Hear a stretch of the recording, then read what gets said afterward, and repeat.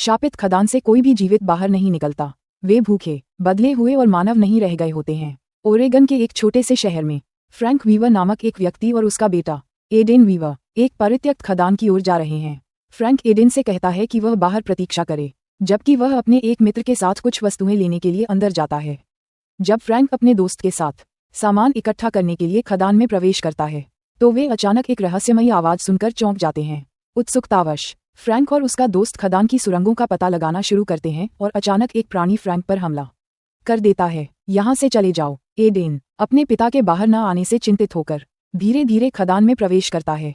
उस पर भी अचानक उस जीव द्वारा हमला किया जाता है और कहानी शुरू होती है। इसके बाद दृश्य जूलिया मीडोज नामक एक शिक्षिका पर केंद्रित हो जाता है जो एक स्कूल में पढ़ा रही है।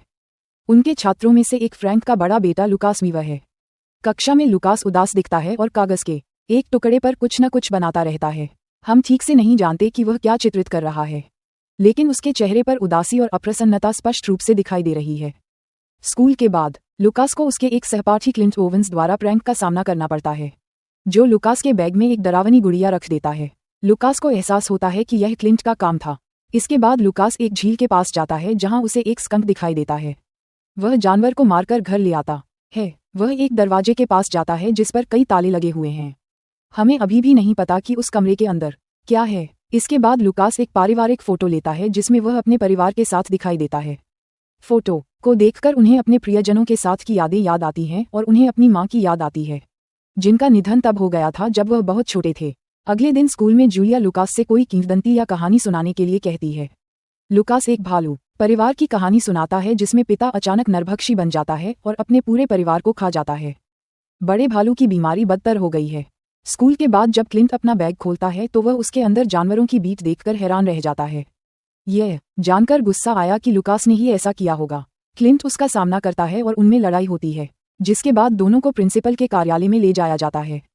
लुकास की शिक्षिका जूलिया उसके अजीब व्यवहार के बारे में अधिकाधिक उत्सुक होती जाती है। हर दिन वह उसे एकाकी और सीखने के प्रति उदासीन देखती है। इसलिए जूलिया शिक्षक के कमरे में लुकास की फाइलों की जांच करती है और उसके घर का पता, साथ ही उसके पिता और छोटे भाई का नाम भी नोट करती है। लुकास के परिवार के बारे में जानकारी इकट्ठा करने के बाद जूलिया मीडोज जहां भी जाती है उसका पीछा करना शुरू कर देती है। अंततः वह देखती है कि लुकास आइसक्रीम खरीदना चाहता है, इसलिए वह उसके लिए आइसक्रीम खरीद लेती है। खाना खाते समय वे बातें करते हैं। जूलिया उसके परिवार के बारे में पूछती है, जिसमें उसका छोटा भाई एडेन और उसके पिता फ्रैंक शामिल हैं। लुकास उसे बताता है कि जब वह बहुत छोटा था तब उसकी मां की मृत्यु हो गई थी और एडेन और फ्रैंक इस समय घर पर हैं। जब वे आइसक्रीम खत्म कर लेते हैं तो लुकास विनम्रता से उससे कहता है कि वह उसका पीछा करना बंद कर दे। मुझे जाना होगा। घर जाने के बजाय वह एक बार फिर जंगली जानवरों की तलाश करता है। इस बीच जूलिया लुकास के घर जाती है। बाहर से देखने पर यह घर शांत और लगभग वीरान सा लगता है। वह सामने के दरवाजे को खोलने की कोशिश करती है और अंदर से तेज आवाज सुनती है। डर के मारे और यह जानकर कि उसे अंदर जाने की अनुमति नहीं है, वह वहां से जाने का निर्णय लेती है। इसके बाद जूलिया अपने भाई पॉल मीडोज, जो एक पुलिस अधिकारी है, को लुकास के घर में देखी गई अजीब स्थिति के बारे में बताती है। पॉल क्रोधित हो जाता है, उसे याद दिलाता है कि उसे किसी और की संपत्ति में प्रवेश करने का कोई अधिकार नहीं है और चेतावनी देता है कि वह दोबारा ऐसा न करे, अन्यथा फ्रैंक को इसकी आवश्यकता महसूस होगी। उस रात जब लुकास घर आता है तो वह उस जंगली जानवर को काट देता है जिसे उसने पहले पाया था। वह मांस को भारी ताले लगे कमरे में ले आता है। अंदर फ्रैंक और एडेन हैं जो भयावह आकृतियों में बदल गए हैं। ये पता चला है कि खदान में जीव द्वारा हमला किए जाने के बाद दोनों शुरू में ठीक लग रहे थे, लेकिन फ्रैंक की हालत तेजी से बिगड़ गई, जबकि एडेन ज्यादातर सामान्य रहा। फ्रैंक को यह एहसास हुआ कि उसके अंदर कुछ गड़बड़ है, इसलिए उसने अपने बेटों से कहा कि वे उसे कई तालों से बंद कर दें तथा उन्हें चेतावनी दी कि वे कभी भी दरवाजा न खोलें। लेकिन अपने पिता को न पाकर उन्होंने अंततः उसे खोला और फ्रैंक को भयावह स्थिति में देखा। वह हिंसक हो गया और एडेन को अपने साथ कमरे में खींच लिया तथा दोनों को कमरे में बंद रहने के लिए मजबूर कर दिया। लुकास फ्रैंक से सीधे संपर्क करने से डरता है, इसलिए वह जानवरों का शिकार करने और फ्रैंक को कच्चा मांस खिलाने का फैसला करता है। मांस खाने से फ्रैंक को शांति मिलती है, इसलिए लुकास प्रतिदिन इस दिनचर्या को जारी रखता है। फ्रैंक को खाना खिलाने के बाद वह हमेशा अपने कमरे में चला जाता है और आराम करने की कोशिश करता है। अगले दिन स्कूल में जूलिया एलेन बूथ नामक एक परामर्शदाता के समक्ष अपनी चिंता व्यक्त करती है तथा उसे लुकास की मेज के नीचे मिले विचलित करने वाले चित्र दिखाती है, जिनमें डरावने जीव जंतुओं की छवियां हैं। जूलिया एलेन से लुकास के घर जाकर उसका हालचाल जानने के लिए कहती है। एलेन वहां रुकने के लिए सहमत हो जाती है। बहुत सारे छात्र घर पर ही पढ़ाई करते हैं। बाद में जब जूलिया खरीदारी के लिए निकल जाती है तो एलेन सीधे वीवा हाउस की ओर जाती है। जब वह वहां पहुंचती है तो वह जगह खाली दिखती है, लेकिन वह साहसपूर्वक अंदर चली जाती है। उसे घर में भयंकर दुर्गंध आती हुई महसूस होती है और बंद कमरे से तेज आवाज आती हुई सुनाई देती है। यह वही कमरा है जहां फ्रैंक और एडेन को रखा गया है। जिज्ञासा से प्रेरित होकर और खतरे से अनजान होकर वह दरवाजा खोल देती है। अचानक फ्रैंक उस पर हिंसक हमला करता है, जिससे उसकी मौत हो जाती है। उसके अवशेषों का कुछ हिस्सा खाने के बाद फ्रैंक और भी अधिक राक्षसी रूप में परिवर्तित होने लगता है। इस बीच लुकास वीवर जंगल में जानवरों के लिए जाल बिछा रहा होता है। तभी वह गलती से वॉरेन स्टोक्स नामक एक शिकारी को एक मानव शव खोजते हुए देख लेता है। वॉरेन ने तुरंत इसकी सूचना पॉल मीडोज को दी। जूलिया वहां से गुजर रही होती है और पॉल से पूछती है कि वे क्या बात कर रहे हैं। पॉल बताते हैं कि वॉरेन को जंगल में एक मानव शरीर मिला। पॉल और उनकी टीम वॉरेन द्वारा बताए गए स्थान पर जाते हैं और शव मिलने के बाद उसे पोस्टमार्टम के लिए अस्पताल ले जाते हैं। जॉन नामक एक डॉक्टर ने अवशेषों की जांच की और कहा कि यह स्थिति भयावह है। ये जंगली जानवरों के कारण नहीं, बल्कि किसी मानव के कारण हुआ है। ये बात तब साबित होती है जब उसे पीड़ित के मांस में मानव दांत धन से हुए मिलते हैं। मामला अत्यंत पेचीदा है। वे ये समझ नहीं पाते कि कोई व्यक्ति किसी अन्य व्यक्ति को इस तरह से क्रूरतापूर्वक कैसे मार सकता है। पॉल और अन्य अधिकारी आगे की जांच करने के लिए जंगल में लौटते हैं। वहां उन्हें एक पुरानी परित्यक्त खदान का पता चलता है। जैसे ही वे इसकी खोजबीन करने वाले होते हैं, पॉल को मुख्यालय से फोन आता है जिसमें बताया जाता है कि एलेन बूथ लापता हो गई है। उसका पति बार बार फोन कर रहा था, लेकिन उसने कोई जवाब नहीं दिया। पुलिस ने आधिकारिक तौर पर उसके लापता होने को संदिग्ध घोषित किया है। पॉल और अन्य लोगों को अपनी जांच रोककर स्टेशन पर वापस लौटने के लिए मजबूर होना पड़ता है। इस बीच जब लुकास घर की ओर जा रहा था, क्लिंट ओवेंस ने अचानक उसे रोक लिया और उसे आगे जाने से मना कर दिया। उस तनावपूर्ण क्षण में दोनों लड़के चौंक जाते हैं जब एक भयानक उत्परिवर्तित प्राणी फ्रैंक वीवर प्रकट होता है। फ्रैंक क्लिंट पर क्रूरतापूर्वक हमला करता है, उसे टुकड़े टुकड़े कर देता है, जबकि लुकास घबराकर घर भाग जाता है। जब लुकास आता है तो वह अपने घर के सामने एक कार खड़ी देखता है। वह बंद कमरे की जांच करने के लिए दौड़ता है, लेकिन फ्रैंक और एडेन खुले दरवाजे से भाग निकले हैं। लुकास एलेन की कार को छुपा देता है ताकि किसी को पता न चले कि वह वहां थी। रात हो जाती है और पॉल जूलिया को सूचित करता है कि एलेन रहस्यमय तरीके से गायब हो गई है।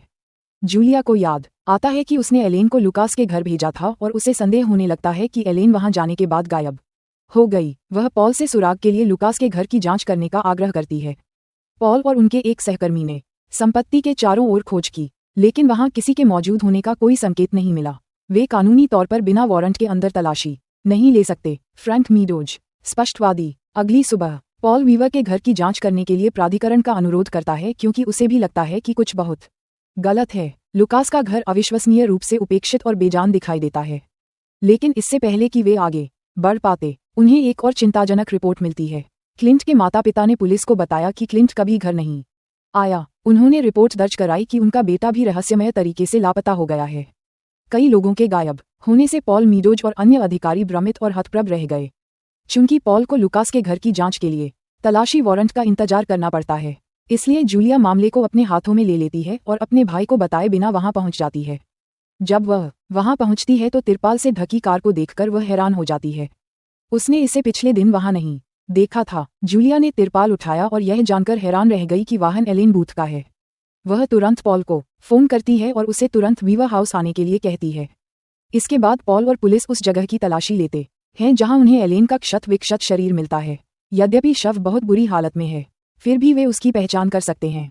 उन्हें एक और शव भी मिला जो इतना क्षतिग्रस्त था कि उसे पहचाना नहीं जा सका। उसका चेहरा, अंग और शरीर नष्ट हो जाते हैं। वे इस निष्कर्ष पर पहुंचे कि यह संभवतः फ्रैंक वीवर है।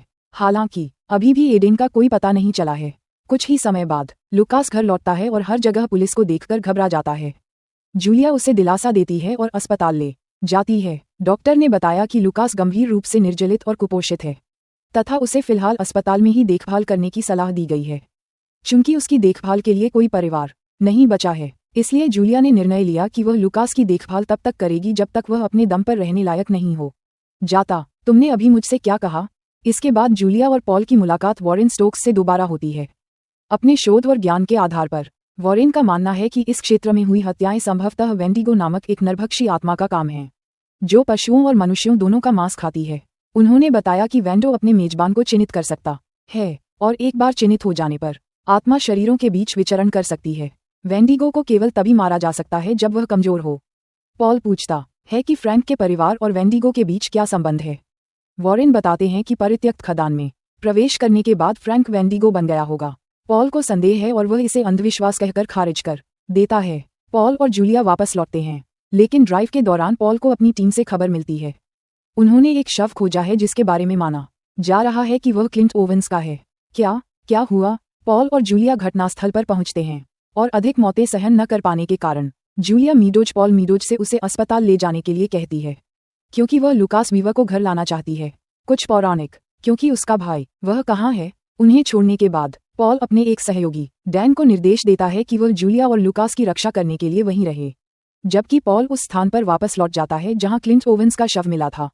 पॉल के जाने के बाद लुकास बताता है कि उसके पिता और भाई बीमार हैं और खदान में एक रहस्यमय प्राणी द्वारा हमला किए जाने के बाद खतरनाक हो गए हैं। तब से फ्रैंक वीवर आक्रामक हो गया।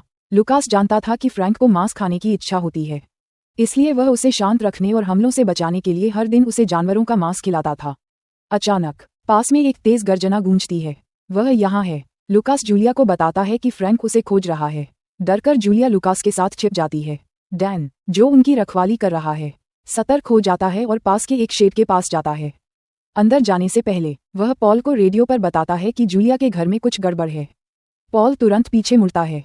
डैन धीरे धीरे शेड की जांच करता है और एडेन वीवर को एक बॉक्स से निकलते हुए देखता है। फिर पीछे से राक्षस फ्रैंक ने डैन पर वार किया, जिससे उसकी तत्काल मृत्यु हो गई। कुछ ही क्षणों बाद पॉल वहां पहुंचता है और पाता है कि उसके साथी की निर्मम हत्या कर दी गई है। लानत है। इसके बाद पॉल पर फ्रैंक द्वारा हमला किया जाता है और वह बेहोश हो जाता है।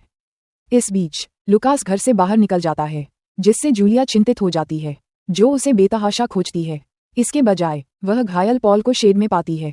खदान हमले के बारे में लुकास की कहानी को याद करते हुए जूलिया को यकीन हो जाता है कि फ्रैंक लुकास और एडेन को वापस खदान में ले गया है। वह पॉल को बैकअप के रूप में साथ लाती है। खदान में जूलिया अंदर भागती है और लुकास को एडेन के साथ पाती है। लुकास उससे विनती करता है कि वह फ्रैंक के आने से पहले ही वहां से चली जाए, क्योंकि वह प्राणी उसे मार डालेगा। जूलिया उसे छोड़ने से इनकार कर देती है और फ्रैंक पर कई गोलियां चलाती है, लेकिन उनका कोई असर नहीं होता। फिर वह एक ज्वाला प्रज्वलित करती है और पाती है कि तेज रोशनी और गर्मी फ्रैंक को कमजोर कर देती है। इस लाभ का उपयोग करते हुए वह प्राणी की छाती में छुरा घोंप देती है। लुकास लड़ाई में शामिल हो जाता है तथा फ्रैंक के सबसे कमजोर स्थान पर प्रहार करता है, जिससे राक्षस गिर जाता है। ये जानते हुए कि यह अभी भी जीवित है, जूलिया उस प्राणी का हृदय नष्ट कर देती है, लेकिन पूरी तरह से मरने के बजाय वेंडिगो आत्मा एडेन में स्थानांतरित हो जाती है, जिसे पहले से ही इसके अगले मेजबान के रूप में चिन्हित किया गया था। आगे के परिवर्तन को रोकने के अलावा कोई अन्य विकल्प न होने पर जूलिया को एडन को मारने के लिए मजबूर होना पड़ता है। पहले तो लुकास अपने भाई को खोने की बात को स्वीकार नहीं कर पाता, लेकिन अंततः वह समझ जाता है और जूलिया को एडेन के दुख को समाप्त करने की अनुमति दे देता है। अंतिम दृश्य में जूलिया और पॉल लुकास को एक शांत झील पर ले जाते हुए दिखाई देते हैं। लुकास पानी के किनारे आराम कर रहा है, जबकि जूलिया पॉल से वादा करती है कि जब तक लुकास बड़ा नहीं हो जाता वह उसकी देखभाल करेगी। अचानक पॉल को जोर से खांसी आने लगती है। उसके मुंह और आंखों से अजीब तरल पदार्थ रिसने लगता है। ये स्पष्ट हो जाता है कि प्राणी के साथ मुठभेड़ के दौरान पॉल को अनजाने में वेंडिगो द्वारा चिन्हित कर दिया गया था। जल्द ही वह इसके नए मेजबान बन जाएंगे। एक और परिवर्तन होने वाला है और कहानी समाप्त हो जाती है।